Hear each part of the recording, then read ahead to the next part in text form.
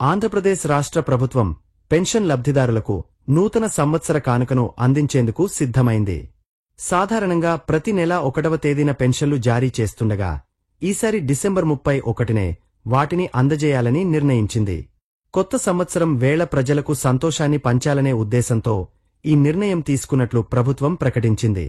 ఎన్టీఆర్ భరోసా పథకం కింద వృద్ధులకు, వితంతువులకు, దివ్యాంగులకు ప్రతి నెల 4,000 రూపాయల పెన్షన్ అందిస్తున్నారు.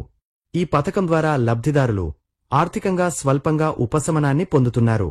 డిసెంబర్ 31న పెన్షన్లు అందించడమే కాకుండా ఈ సేవలను సకాలంలో అందజేయడం కోసం అధికారులు ప్రత్యేక ఏర్పాట్లు చేస్తున్నారు.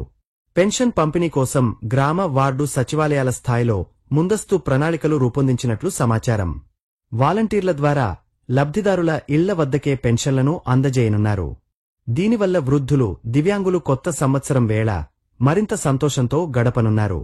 ఇక ఎన్నికల్లో చెప్పినట్లే కూటమి ప్రభుత్వం అధికారంలోకి రాగానే పెన్షన్ను పెంచడం జరిగింది.